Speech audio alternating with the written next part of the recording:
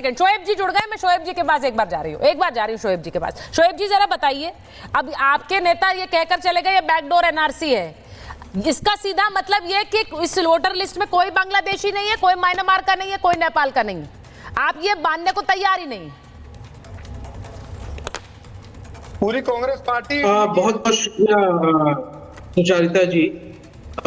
देखिए, चूंकि पूरी चर्चा इस बात पर चल रही है कि भाई सूत्र जो होते हैं उस सूत्र की क्या इम्पोर्टेंस है खबरों की और समाचार की दुनिया में, मैं भी इस बात को मानता हूं कि सूत्र बहुत इंपॉर्टेंट होते हैं और सूत्रों का वेरिफिकेशन भी होता है और सूत्र पर बहुत सारी चीजें कायम होती है।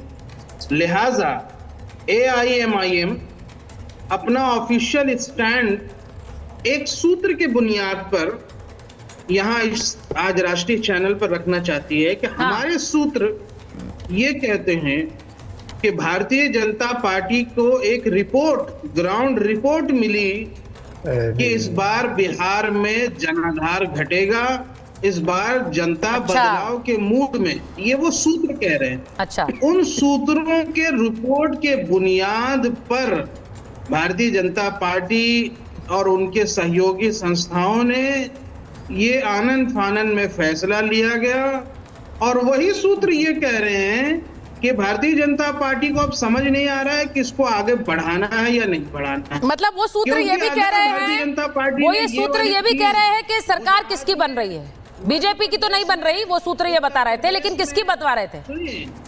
राजस्थान में अगर ये करना शुरू कर देंगे तो कई लाखों की तादाद में बीजेपी के जो फर्जी और बोगस वोटर हैं उनके भी नाम कटने की प्रक्रिया शुरू हो जाएगी। लेकिन ये बिहार में क्यों हो रहा है? सर, अब तो हर जगह करने को कहा है चुनाव आयोग ने। नहीं, सुनिए शोएब जी, चुनाव आयोग ने स्पष्ट किया है कि इसको हर राज्य में किया जाएगा। It is not centric to Bihar alone, सिर्फ बिहार का बात नहीं है शोएब जी, ये अब अलग अलग राज्यों में किया जाएगा।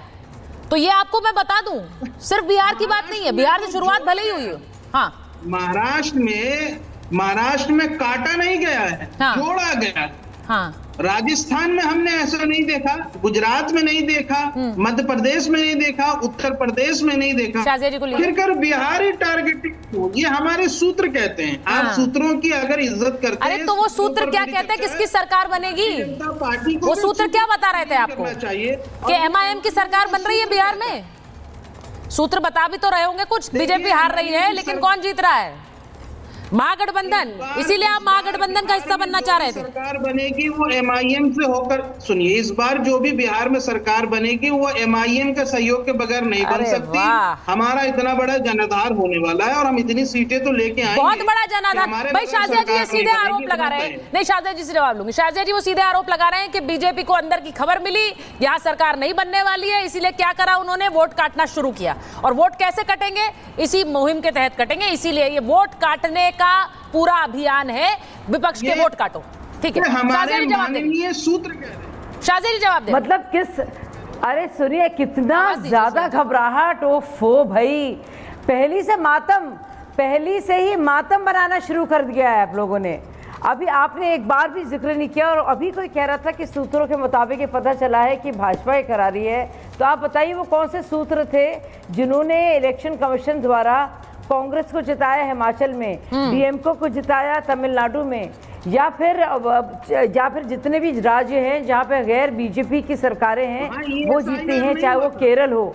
तो आपके पास कुछ भी कहने के लिए नहीं बचता और आप पहली से इंतजाम कर लेते हैं। मुझे लगता है वहाँ की सरकारों से भी आप जो गैर बीजेपी शासित राज्य हैं वहाँ से पहले इस्तीफा देना चाहिए, बजाय ये कि आप इस तरह के इल्ज़ाम लगाएं इलेक्शन कमीशन पर। और इलेक्शन कमीशन की मैंने पहले ही कहा मैं नुमाइंदगी नहीं कर रही, लेकिन आप बताइए फिर तो बहुत ही चिंता की बात है कि आप कैसे जीते, ये तो आपको जवाब देना पड़ेगा।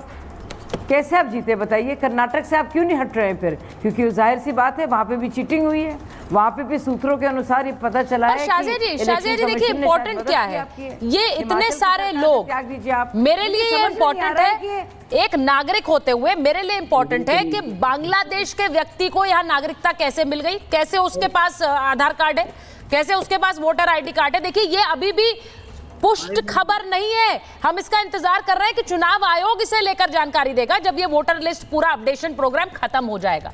लेकिन अगर ये है तो ये बहुत डराने वाला है। सुचरिता जी आपका जी 100% बिल्कुल डराने वाला है। क्यों म्यांमार से, क्यों रोहिंग्यास, क्यों बांग्लादेशी और क्यों नेपाली हमारे देश में मौजूद हैं? ये चुनाव क्योंकि भारत सरकार के एक राज्य बिहार में हो रहा है, जाहिर सी बात है ना किसी गैर भारतीय को इजाजत होनी चाहिए वोट देने की। लेकिन ये समझाएं कि पश्चिम बंगाल में आप बताइए टीएमसी की सरकार कैसे बनी, पंजाब में कैसे बनी आम आदमी पार्टी की सरकार, आप बताइए डीएमके की सरकार तमिलनाडु में कैसे बनी, केरल में सीपीआईएम की कैसे बनी?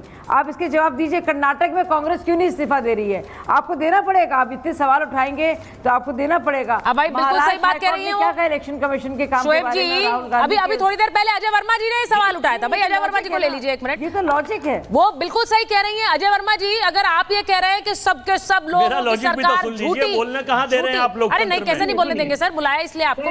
जरा अनंत जी आ रही, शोएब जी आ रही, शोएब जी आ रही।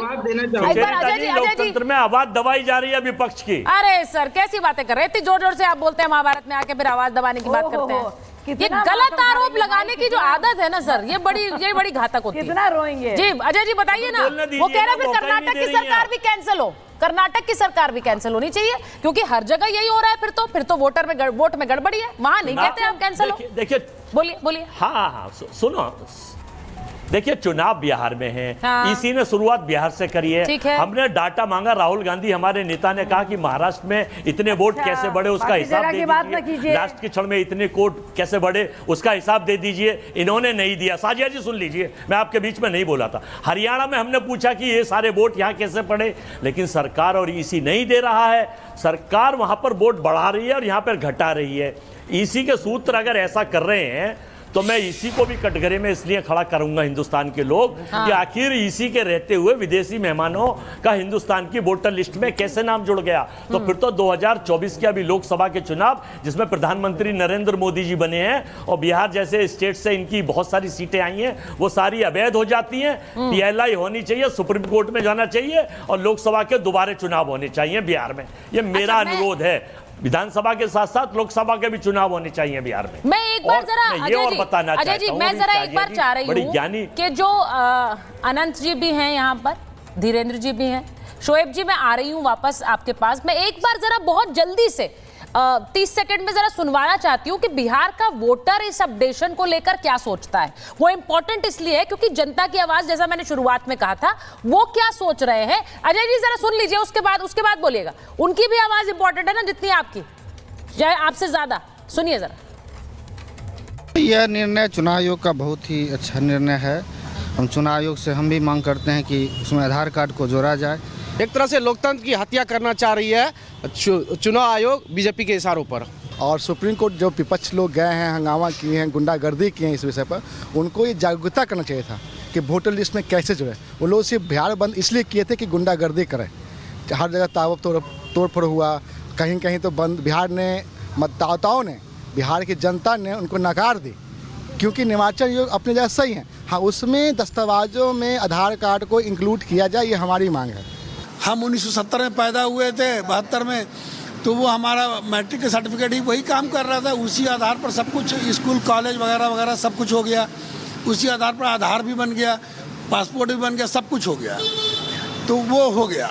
अब जो न्यू जनरेशन है, जो 18-20 साल के लोग हैं, उनका जन्म प्रमाण पत्र है, वो लगा के दे रहे हैं।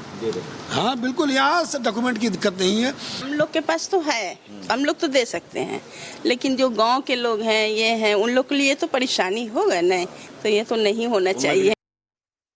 देखिए एक व्यक्ति कह रहे हैं मेरे पास मैट्रिक का सर्टिफिकेट है, मैंने उसी को देकर अपना आधार बनाया। लेकिन अनंत जी, एक और व्यक्ति, एक महिला जो है वो कह रही है हमारे पास तो है, हम दे सकते हैं अनंत जी, लेकिन बाकी सबको थोड़ी दिक्कत होगी।